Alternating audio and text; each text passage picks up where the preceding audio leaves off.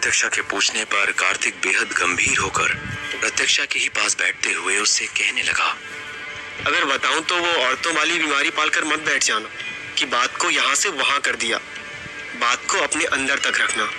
वादा करती हूँ किसी से नहीं कहूंगी।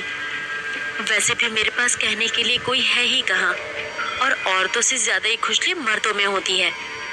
कार्तिक ने प्रत्यक्षा को घूरते हुए उससे कहा, अच्छा, बहस करनी है अब तुमको मुझसे? ऐसा समझ लो तुम्हें इसलिए बता रहा हूँ क्योंकि तुमको उसके बारे में पता होना चाहिए।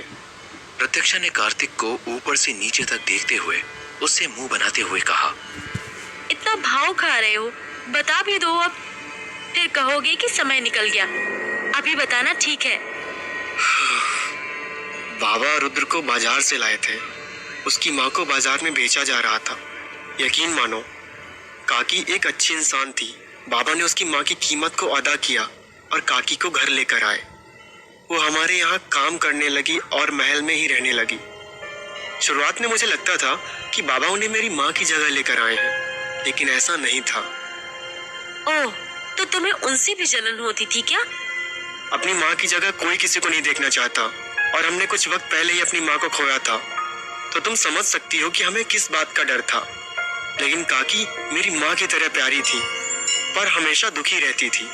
उनके दुख की वजह शायद मुझसे मिलती जुलती है। मुझे नहीं पता था कि तुम्हारे साथ क्या हुआ, लेकिन ये सच था कि उनके साथ बहुत कुछ हुआ था। पता है क्या, हम आदमियों को जानवर बनने में ज्यादा वक्त नहीं लगता, क्योंकि ईमान और नियत के कमजोर लोग कभी भी दरिंदे बन जाते हैं। आदमी तो गलती से भी पैदा हो जाता है, लेकिन आदमी से मर्द बनना और अपने ईमान को कभी झुकने ना देना एक अलग ही बात होती है। ये मुझसे बेहतर कौन समझेगा? मुझे बेचा जा रहा था जब रुद्र ने मेरी आखिरी बोली लगाई। अपना वजूद खत्म होते देखा था मैंने। तुम किस्मत की तेज निकली कि तुम्हें वो ब्रह्मचारी मिला था उस वक्त। गलती से भी कोई और मिलता तो तुम जिंदगी से भी नफरत करती। खैर, जो हुआ ही नहीं उसकी बात ही क्यों करना। फिर क्या हुआ था? बाबा काकी को खरीद कर जरूर लाए थे, लेकिन उन्हें पूरी इज्जत से रखते थे। कभी उन पर किसी की गलत नजर नहीं पड़ने देते थे। पर उनकी तबीयत खराब थी क्योंकि उनके साथ बहुत ज्यादा बदसलूकी हुई थी। प्रत्यक्षा ने अपनी नजरों को नीचे करते हुए कार्तिक से कहा, हाँ, मुझे पता है। बताया था उसने कि उसकी माँ को कई बार खरीदा और बेचा गया था, और लोगों ने दरिंदगी की सारी हद पार कर दी थी। अपने बच्चे को जिंदा रखने के लिए और उसके पेट भरने के लिए उन्हें ये सब कुछ बर्दाश्त करना पड़ा। लेकिन बाबा ने उन्हें एक अच्छी जिंदगी दी और इज्जत से रखा। हाँ, कुछ ही दिनों में उनकी मौत हो गई। रुद्र हमेशा से ही डरा हुआ रहता था, शांत रहता था, लेकिन मेरे साथ खेलते कूदते उसका मेरे साथ एक रिश्ता जुड़ गया था। वो बड़े भैया और मेरा भाई बन गया था। लेकिन अपनी माँ की अंतिम यात्रा पर वो पूरी तरह से खामोश था। उसके चेहरे को देखकर ऐसा लग रहा था कि जिस बच्चे के साथ मैं खेला कूदा करता था, रुद्र वो बच्चा है ही नहीं। उसके चेहरे पर एक अजीब सा गुस्सा था और उसकी आंखें बिल्कुल बदली हुई थी। वो सुर्ख लाल आंखें जिनमें इंसानियत थी ही नहीं। क्या उम्र होगी उस वक्त उसकी? हम सब लोग बच्चे थे, 8 या 9 साल के होंगे शायद। उस दिन मैंने उसकी आंखों में एक अलग ही मंजर देखा था। अपनी माँ की चिता को आग लगाते हुए उसने जलती हुई लकड़ी को अपने हाथ में पकड़ा था और कसम खाते हुए जोर से चिल्लाकर कहने लगा, अपनी माँ के साथ हुए हर गुनाह का हिसाब देना होगा उन्हें। मैं अपने माँ के गुनहगारों की जिंदगी अपने हाथों से खत्म करूंगा। तुम वहीं थे उस समय? हाँ, उसे देखकर ऐसा लगा कि मैं इसे बिल्कुल नहीं जानता, क्योंकि जिस रुद्र को मैं जानता था वो बेहद नरम दिल का था। मुझे चोट लगती और जब मैं रोता तो रुद्र मुझे घंटों तक संभाल कर रखता था। लेकिन उस वक्त मेरे सामने जो खड़ा था वो कोई और ही था। उसकी आंखें बेखौफ थी और दिल में सिर्फ नफरत और गुस्सा था। रुद्र जब वापस आया तो बाबा के साथ काफी देर तक रहा। मैं और बड़े भैया वहीं पर थे। उसने बाबा से एहसान मांगा कि उसे उसके गुनहगारों को सजा देनी है। बदले में वो बाबा के लिए कुछ भी करेगा, यानी कि अपनी पूरी जिंदगी बाबा के नाम करेगा। 8-9 साल का बच्चा ऐसा कैसे कह सकता है? हाँ, इसी बात की हैरानी थी। फिर कुछ दिनों के बाद पंचायत बैठी और उसमें कुछ लोगों को लाया गया जो लोग औरतों को बेचने और खरीदने का काम करते थे। गांव का एक उसूल है कि पंचायत जब भी बैठी है महल के सभी सदस्यों को वहां जाना पड़ता है। माँ भी जाती थी, लेकिन माँ के गुजरने के बाद हम लोग जाने लगे। हमें इसलिए लेकर जाया जाता था क्योंकि इंसाफ क्या होता है, दलीलें क्या होती हैं और झूठ और सच का फर्क क्या होता है, ये हमें पता होना चाहिए था। कार्तिक ने अपनी बात को आगे बताते हुए प्रत्यक्षा से कहा, पता है, उस दिन मैंने और भी भयानक कुछ ऐसा देखा जिसके बाद मैं कभी रुद्र के साथ दोबारा नहीं खेला। रुद्र बाबा के पैरों के पास बैठा हुआ था। उसकी आंखों में हद से ज्यादा गुस्सा था और उसका चेहरा गुस्से में लाल हो रहा था। मैं बड़े भैया के साथ ही खड़ा था। बाबा ने रुद्र से कहा कि सामने खड़े हुए लोग वो हैं जिन्होंने उसकी माँ को बेचा और खरीदा था, या फिर बीते हुए कल में रुद्र की माँ के साथ गलत किया था। रुद्र गुस्से में उन सभी को घूर रहा था। इस पर उन सभी लोगों ने बाबा के सामने माफी मांगते हुए और गिड़गिड़ाते हुए कहने लगे कि उनसे गलती हो गई, उन्हें माफ कर दिया जाए। इस पर बाबा ने रुद्र के सामने इस खंजर को फेंककर रुद्र से कहा, ले और साबित कर कि तू अपनी अम्मा को इंसाफ दिलाएगा। इस सामने खड़े लोग वो जानवर हैं जिसने सालों तक तुम्हारी माँ को नोच के खाया था। आज तेरा वादा पूरा कर रहे हैं। तुम्हारे सामने तुम्हारी अम्मा के गुनहगार हैं। अब हम भी देखते हैं कि तुम अपना वादा कैसे पूरा करते हो। इन सब के साथ क्या करना है ये अब तुम तय करोगे। याद रहे कि तुमने हमसे क्या वादा किया था। तो रुद्र के पास खंजर इसलिए है क्योंकि उसने बाबा की बात मान ली। क्या सच में उसने बाबा की बात मानी? और बाबा ने उससे किस वादे के बारे में बात की? मेरी जिंदगी का वो सबसे भयानक मंजर था कि मेरी ही उम्र का लड़का जो अभी तक मेरे साथ हंसता खेलता था, उसने खंजर को जमीन से उठाया, खींचकर खंजर को उसने मयान से बाहर निकाला और फिर सामने गिड़गिड़ा रहे लोगों पर एकदम से टूट पड़ा। इससे पहले कि रुद्र उन पर हमला करता, उसने जोर से गरजते हुए उन लोगों से कहा, आज अगर यहाँ से कोई अपनी जान बचाकर भागता है तो मैं उसे जिंदगी में हाथ नहीं लगाऊंगा, लेकिन गलती से भी अगर कोई मेरे हाथ लगता है तो तुम सबको जहन्नुम भेजने में जरा भी देर नहीं करूंगा। खून की होली कैसी खेली जाती है मैंने उसे पहली बार देखा था। देखते ही देखते चारों ओर खून ही खून फैल गया था। रुद्र के सामने उनके गुनाहगारों में से जो भी पड़ रहा था वो उसके सीने में खंजर उतार रहा था।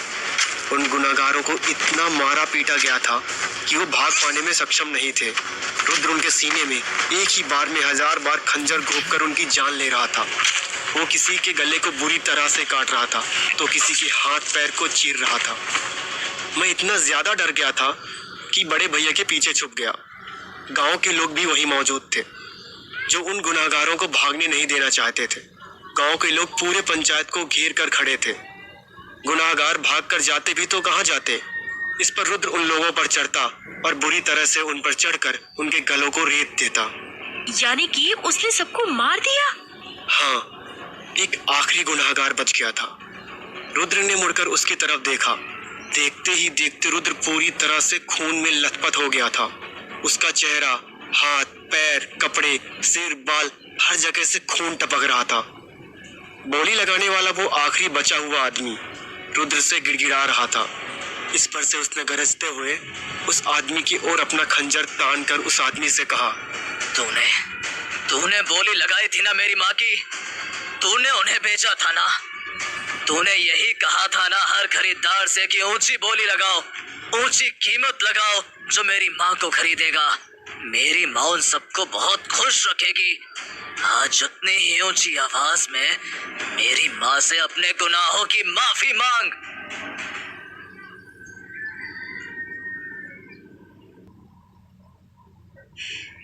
बोली लगाने वाले गुनाहगार ने रुद्र से गिड़गिड़ाकर जोर जोर से कहने लगा, माफ कर दो, माफ कर दो, माफ कर दो। मैं ऐसा काम कभी नहीं करूंगा। पेट पालने के लिए करता था ये सब। अगर आज मुझे तुम जिंदा छोड़ देते हो तो जिंदगी भर तुम्हारी गुलामी करूंगा। मुझे जाने दो, माफ कर दो। रुद्र ने उस आदमी की ओर बढ़ते हुए अपने हाथ में खंजर को थामे रखा था। वो आदमी जमीन पर घिसता हुआ पीछे की तरफ बढ़ रहा था और रुद्र से अपनी जान की भीख मांग रहा था। लेकिन रुद्र ने उस आदमी के सीने पर लात मारते हुए उसे घूरने लगा और उसके सीने पर चढ़ते हुए उसके ऊपर ही बैठ गया। प्रत्यक्षा खामोशी से सहमी हुई नजरों से कार्तिक को देख रही थी। इस पर कार्तिक ने उससे कहा। उसके बाद सोचो क्या हुआ होगा। हिम्मत नहीं हो रही है कुछ भी सोचने की। रुद्र उस बोली लगाने वाले के सीने पर चढ़कर बैठ गया और फिर उसके मुंह को खोलते हुए उसकी जुबान को बाहर खींचने लगा। रुद्र ने अपने खंजर को उसकी जुबान पर खींचते हुए उसकी जुबान को काटकर फेंक दिया। वो गुनहगार बुरी तरह से तड़प रहा था। इस पर रुद्र ने उसे गरजते हुए कहा, आज के बाद किसी ने भी ऐसा गुनाह किया उसकी सजा इससे भी बुरी होगी। हर उस इंसान को मैं आज पहली और आखिरी बार सिर्फ इतनी चेतावनी देना चाहता हूँ कि अगर किसी की इज्जत पर हाथ डाला तो अपनी इज्जत और जान दोनों को मेरे हाथों गंवा दोगे। ये मेरा वादा है। रुद्र ने इतना कहते हुए उस आखिरी बोली लगाने वाले आदमी का गला रेत दिया और वो आदमी भी अपनी आखिरी सांस लेते हुए हमारे सामने ही तड़प तड़प कर मर गया। और फिर बाबा ने अपना खंजर उसे दे दिया। बाबा ने उसके सिर पर हाथ रखकर उसे नाम दिया। बाबा ने कहा कि आज से वो बाबा का बेटा है। बाबा उसकी माँ को दिए हर एक वादे को निभाएंगे और रुद्र ने साबित भी कर दिया था कि वो बाबा का बेटा बनने के लायक है, क्योंकि तब से गांव के जो भी गुनहगारों को सजा देना होता था बाबा रुद्र को ही उसके पास भेजते थे। बचपन में रुद्र भले ही छोटा था, लेकिन लोगों की आंखों में उसके नाम का खौफ आने लगा था। रुद्र का पागलपन, उसका जुनून, उसकी नफरत उसे खौफनाक बनाते चली गई। तब से लेकर अब तक लोग उससे डरते आए हैं, क्योंकि जान लेने से पहले वो कभी सोचता नहीं है। बाबा के मुंह से निकली हुई हर एक बात उसके लिए पत्थर की लकीर है। बाबा उसे बहुत मानते हैं, शायद अपने सगे बेटों से भी ज्यादा। और रुद्र भी बाबा के हुक्मों को अपनी जिंदगी का एक लौता मकसद समझता है, और ये एक बड़ी वजह है कि मैं खुद को उससे कम पाता हूँ। सही कहा था तुमने। सब उसे इतना प्यार करते ही है कि मुझे उससे जलन होती है। कार्तिक ने पलटकर प्रत्यक्षा की ओर देखा तो पाया कि प्रत्यक्षा का चेहरा बेहद सहमा हुआ था। उसकी आंखें दबदबाई हुई थी और चेहरे पर हजारों सवाल थे। मैंने कहा था ना कि तुम्हें काफी कुछ जानने की जरूरत है। अभी रुद्र के बारे में बहुत कुछ ऐसा भी है जिससे तुम पूरी तरह से अनजान हो। वैसे तुम्हारे आने के बाद वो काफी बदल गया है, लेकिन अभी भी उसके अंदर बहुत कुछ ऐसा है जिसके बारे में तुम जानती नहीं हो। हाँ, अब तो मुझे भी यही लगता है। तो तुम्हारे दूसरे सवाल का जवाब दे देता हूँ अब, कि वो इस मंदिर में क्यों नहीं आता। कुलदेवी की पूजा में घर के लोग ही रहते हैं। रुद्र इस घर का हिस्सा तो है, लेकिन वो फिर भी अंदर नहीं आ सकता। हम सबको इसकी वजह तो नहीं पता, लेकिन हाँ, बाबा और रुद्र शायद इसके बारे में जानते हैं। यहाँ के पुरोहित रुद्र को मंदिर में पाँव न रखने के लिए कसम दे चुके हैं। अब ऐसा क्यों है ये मुझे नहीं पता। जिन चीजों से मुझे कुछ लेना देना नहीं है, मैं उनमें नहीं पड़ता। प्रत्यक्षा ने रुद्र की इस बात को सुनने के बाद मन में ही सोचा, आखिर ये कैसा बचपन जिया है तुमने।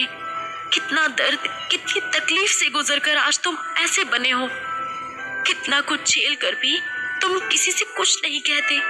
मैं कुछ बदल तो नहीं सकती, लेकिन हाँ, ये वादा जरूर करती हूँ कि मैं एक दिन तुम्हारी जिंदगी में इतना प्यार भर दूंगी कि ये दर्द, ये नफरत, ये कड़वी यादें तुम सब भूल जाओगे। वैसे तुम इस खंजर को सच में अपने पास रखने वाली हो? उसने ये मुझे मेरी मुंह दिखाई पर दिया था। जो भी हो, ये उसका दिया पहला तोहफा है जिसे मैं हमेशा अपने पास रखना चाहती हूँ।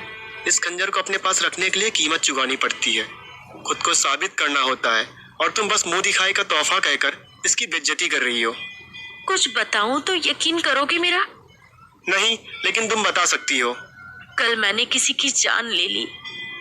मैं मारना नहीं चाहती थी, लेकिन खुद के बचाव में मुझे ये करना पड़ा। ओ तेरी, सच में? अरे यार। प्रत्यक्षा और कार्तिक बात कर ही रहे थे कि तभी पुरोहित जी ने बाबा साहेब से कहा, आरती से पहले आखिरी आहुति करवानी है, इसलिए अपने पूरे परिवार को बुलाइए। पुरोहित जी की बात सुनकर प्रत्यक्षा ने कार्तिक से कहा, चलो अब हम आगे जा सकते हैं, हमें बुलाया जा रहा है। कार्तिक प्रत्यक्षा के हाथ को अपने कंधे पर रखकर और फिर उसे सहारा देकर हवन कुंड की तरफ जाने लगा। प्रत्यक्षा जैसे ही हवन कुंड के पास पहुंची, उसने पुरोहित जी से कहा, प्रणाम पुरोहित जी, माफी चाहती हूँ, पर मैं इसमें आहुति नहीं डाल सकती। प्रत्यक्षा की बात सुनकर बाबा साहेब ने प्रत्यक्षा से कहा, काहे बहुरिया, तुम भी तो हमारे घर का हिस्सा हो, तुम काहे नहीं डाल सकती आहुति? पुरोहित जी की तरफ देखते हुए प्रत्यक्षा ने कहा, क्योंकि मैं शादीशुदा हूँ और जहाँ तक मुझे पता है पूजा में बिना पति के नहीं बैठते, इसलिए मैं आहुति नहीं डाल सकती। प्रत्यक्षा की बात सुनकर वहां सभी मौजूद लोग चौंक गए थे।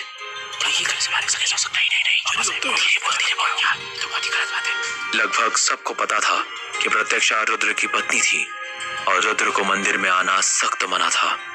इस पर पुरोहित जी ने प्रत्यक्षा की बात का जवाब देते हुए कहा, दुल्हन, आप इस समय परिवार का एक हिस्सा है, इसलिए आप आहुति डाल सकते हैं।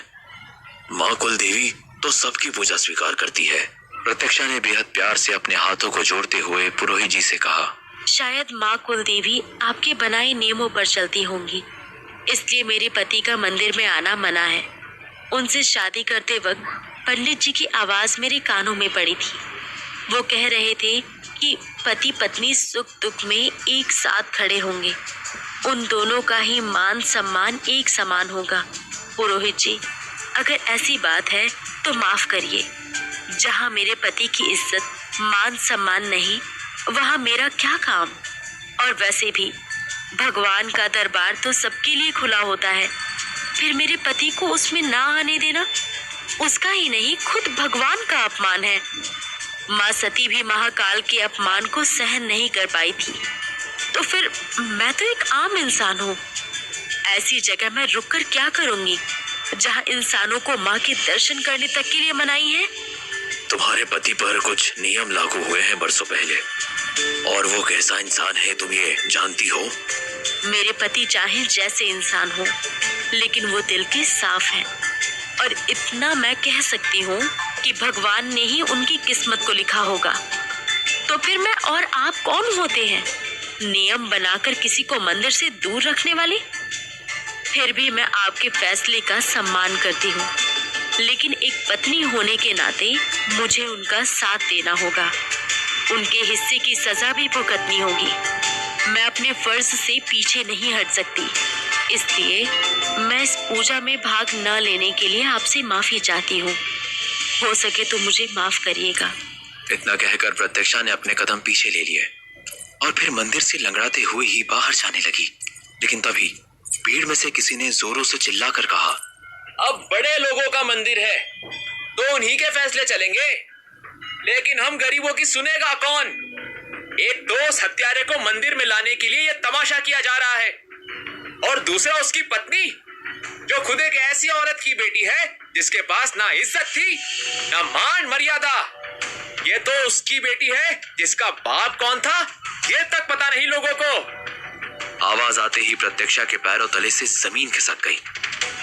उस अनजान इंसान की इतनी सी बात से ही वहां मौजूद हर किसी की आंखों में प्रत्यक्षा के लिए हजारों सवाल खड़े हो गए थे। ये क्या है?